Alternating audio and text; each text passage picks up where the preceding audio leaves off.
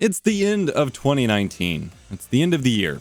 And with normal end of the year things, typically there's, a game of the year kind of, what game did I enjoy the most kind of thing. And my Discord community actually wanted to make a video talking about our games of the year. It's a little weird for me because honestly, it's been a strange year. I haven't played that many games, and I honestly, at this exact point in moment, I'm not 100% certain what my game of the year would be. But while I'm figuring that out, let's hear from a few members of my Discord community. If you want to join that community, head over to eposfox.com/discord, and anybody with channels that are contributing here, I will have them linked below as well. Hey guys, Nick here, and this is my game of the year, The Outer Worlds. Known as the information broker, and for good reason. If anyone knows where I can find those chemicals, it's Hiram. I need those chemicals to revive the Hope's colonists. They can help us fight back against the board. They can help us set things right. If we don't put a stop to the board, they're going to drive this colony toward a complete societal collapse. You'll see what I mean when you arrive on Monarch. Outer Worlds is an alternate world where President McKinley was never assassinated by Leon Shoshkos, thus allowing megacorporations to continue to grow and take power. Since in this world, Teddy Roosevelt never became president. You are thrown into this world thanks to Phineas Wells, and in short, your job is to upend the oppression caused by these megacorporations, but your journey will not be as black and white as you'd like. In terms of movement and gun mechanics, I'm actually pleasantly surprised. There were review videos early on that had me extremely worried, but that was put to rest within the first few minutes.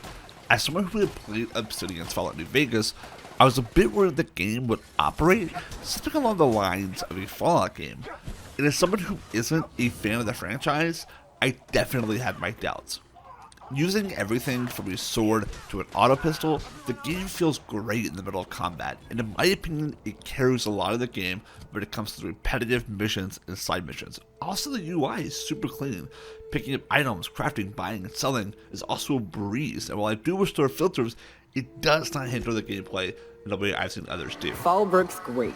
Anything you want, they've got it. So long as you've got the bits. If there's one thing I had to sell this game on, I think it would have to be the characters you meet along the way. From Terra 2 to Monarch, the world that Obsidian have immersed us in is incredible to look at, though it can definitely feel dull and empty from time to time. The characters within these cities and worlds are so well crafted that I sometimes don't mind spending a long time traversing the planets. While the writing could be better, everyone you meet is at the very least interesting, with companions Nyoka and Parvati being probably the best written characters in the game. Also, sorry, I haven't used Ellie yet. I know that's a fan favorite, but I'm sorry. Also, I know it's not just me, but Parvati is definitely Outer Worlds' own Kaylee Fry from Firefly. What if she's still got feelings for that lady, Isabel? What if we get together and she gets bored of me? While Outer Worlds has its problems, it's still one of my favorite games of 2019, with the art style, writing, and character building being a strong suit. The environments that hold these characters I think deserve some praise as well, despite these environments sometimes feeling shallow. Overall, I would definitely give this game 8 wow boomers out of 10. Hey everyone, Cujo here. I'm here to tell you about my game of the year. For 2019, my game of the year is Beat Saber. Now, why'd I pick a game from 2018 to be my game of the year for 2019? Well, mostly because all the DLC that was released this year makes it a much better game.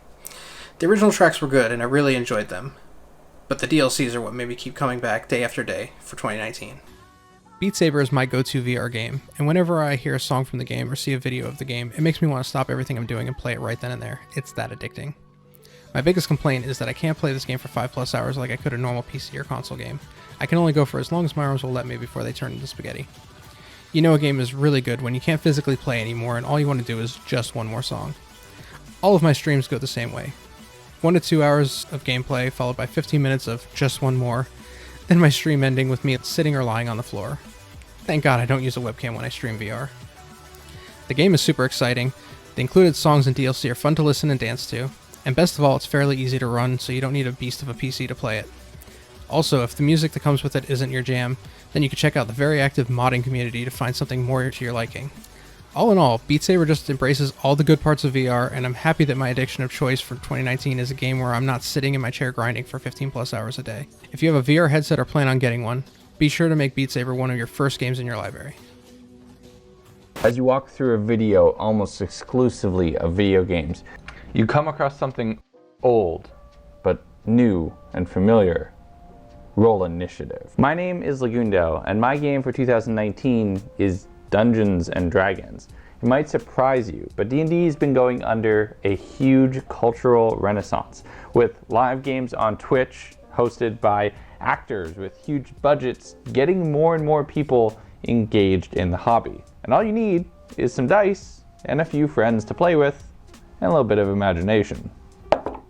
D&D allows you to create characters, create your own world. Unlike the limitation of video games, the solutions that you can come up with and the problems you're going to tackle are almost entirely of you and your friends' design. You can work with your DM to create a very story-driven narrative adventure where you tell a story through the trials and tribulations of someone fighting to reclaim their home, or searching for their lost love, or trying to recover their memory after being cursed by Quackthulhu, the duck god of all eldritch horrors. All of these are things that can and have totally happened in someone's D&D game somewhere, and the ability and the openness of the game is something that you can't really get anywhere else. Now, if you can't play in person, there's a ton of ways to play online, so don't let that stop you. D&D is an amazing creative outlet. It's a hell of a lot of fun with the right group of people, and it's just some good old fantasy pretend. Sometimes we all need a little bit more of that in our lives nowadays. And that is why D&D is my game of 2019. Welcome to the end of 2019. Many video games have been consumed and watched by me, from Kingdom Hearts 3, Devil May Cry 5, Gears 5, I can go on. But there could be only one that tickled my fancy, and it starts with... You have execute authority. Bravo 6. Going dark. Yes, my personal game of the year is Call of Duty Modern Warfare. Ever since the Gunfight Alpha, this game had me shocked in so many different ways, both good and bad. But the one that blew me away the most was the campaign. IW clearly had the best team working on this campaign, and it paid off in wondrous ways. With the return of Captain Price and some notable characters from Modern Warfare's trilogy, IW decided to change up the timeline to provide us a different approach to their fabled COD child. From over-the-top action sequences to the night vision breach and clear missions, it brought the campaign front and center and then some, even including a bomb defusal sequence. I just wish it wasn't so short. One. Now. Cut. Woo! Diffused! Yes! Good job. We come to what most people play COD for, multiplayer. Modern Warfare has taken a different approach to multiplayer and has been received in various ways. Personally, I felt at home after some adapting and finding my own playstyle. Also, Piccadilly is the worst map ever made and should die in hell with Hellfire missiles. The gunsmith customization was one of the best things to come to Call of Duty. So many different combinations of optics, grips, barrels, you name it. Everything you can put onto a gun, you can basically make it into any other gun as well. You have a lot of options, from making a LMG to a AR, you can make an AR to an LMG, you can make an SMG into an AR. The lists are endless. Obviously, you gotta level up the gun levels of the weapons though. IW has even made some new game modes. Reinforce, which is a mix of domination and S&D, where capturing the flag will bring back fallen teammates back. But also, if you want, you can dominate the team by capturing all 3 flags. Gunfight, a 2v2 match with randomized loadouts, giving it one of the most balanced game modes, testing the player's proficiency with the other guns. Or you can play the variant, OSP, where you have to pick up your weapons battle royale style. And my personal favorite game mode, Cyber Attack, which is a mix of S&D and sabotage, where you can revive your teammates so you don't have to be the hero in a clutch situation all the time. Some classic maps have made a return, but of course reimagined. Crash you just saw earlier, and then they also brought back Vacant and Shipment, so prepare for the chaos.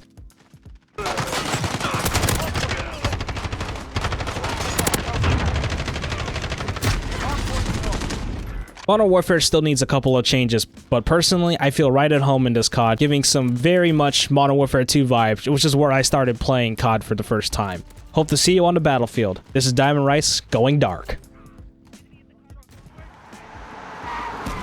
Ooh, Nikolai, you hit him! I'm Alex, and this is technically not my video. Disco Elysium stands out to me as one of the best games of 2019 for a lot of reasons. The writing is excellent, the characterization of the world and the people living in it is astounding. Visually, it's very impressive, but the thing that stood out the most to me was it actually feels like a detective game. From the moment you start the game, it is throwing clues and questions at you. From the get-go, you are forced to question everything.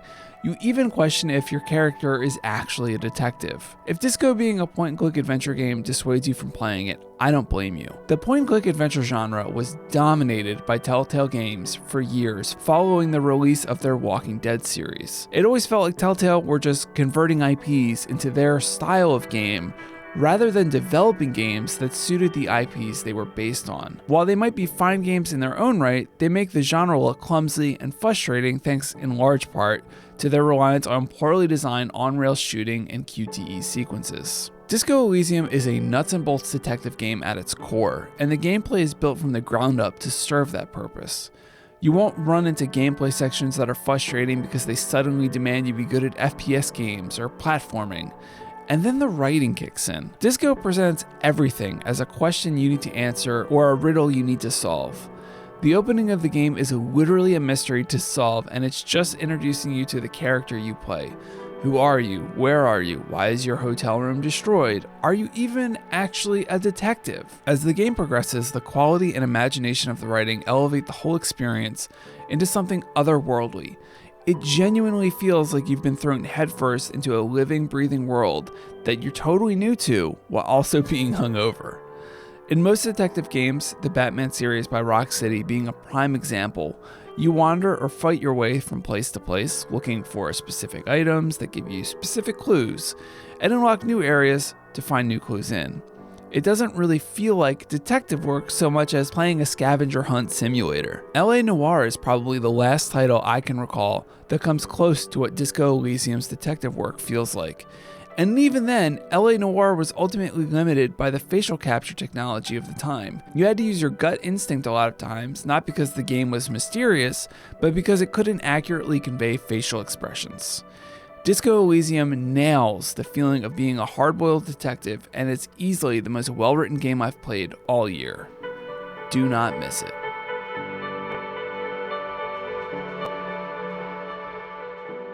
Hey, Iceorb here. So my game of the year for 2019 is Boneworks. This is a game from Stress Level Zero, the creators of Hover Junkers and Duck Season. Now if you played those games, you know one thing for sure. This game has really good guns in it, but that's not its only trick. In fact, it's got a bunch of tricks. What this game does is it takes VR games, kind of pushes it to that next level.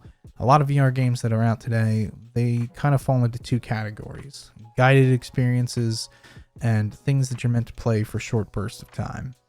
There's not too many games out there that are narrative driven and have such focus on, environmental puzzles, combat, stealth gameplay, platforming.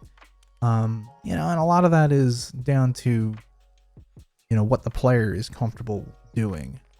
This game, I can see a lot of people not being able to play it. It is kind of an adjustment when you first start playing it, but it is something that I have been waiting for pretty much since the Oculus Rift launched its Kickstarter. I have been yearning for something that just takes physical presence and takes it to that next level. 2020 is looking like the year where all VR games are going to move towards this. With games like LON and Half-Life Alyx on the horizon, these games are taking physical presence and making them an important mechanic in the game. But Boneworks was there at the ground floor. This is the game that people are going to look back to and say this was the moment. This was when everything started to change. This is the Mario 64 moment of VR. And it's my game of the year for 2019. So as I mentioned, it's been a kind of weird year for me. I don't even know what games I was playing in the first half of the year. I tried to go back and check, and that did influence my list a little bit, but I've had a lot of major life events come up this year that has kind of, has a wall in the middle of this year as far as what I was actually playing and things like that. And the games that I played aren't mostly new releases. Like, played a lot of Pokemon Coliseum, played Black Ops 4, played some other weird stuff. and then trying to decide what my favorite game of the year was comes down to a couple what might seem like really oddball releases. We have games like Halo Reach, which just released on PC with the Master Chief Collection, and I've been playing quite a bit. Leg drop.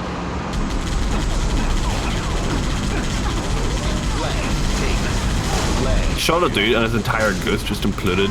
Holy shit, Epos, that's out of an action movie. Yes. Alright, we gotta pull theirs. I thought he was gonna run you over. Yeah, I thought so too. But it has a couple issues that prevent me from really enjoying it as much as I had hoped. And no, that doesn't have anything to do with controller aim assist or anything like that. It has to do with, you know, the map and game type combination rotation that isn't very normal, and just keep getting put with people that never get any kills, and so it's very hard to play without a squad, but I have a blast when I do play with people. I put a crap ton of time for a little while there into Call of Duty Mobile when that released. I was playing on a gaming phone, which I had here somewhere and I have since lost, that I need to finish reviewing. But I can't play that on my real phone without the triggers, and so I haven't played that in a while. But that was a lot of fun for a little bit. It was the true arcadey Call of Duty experience I wanted.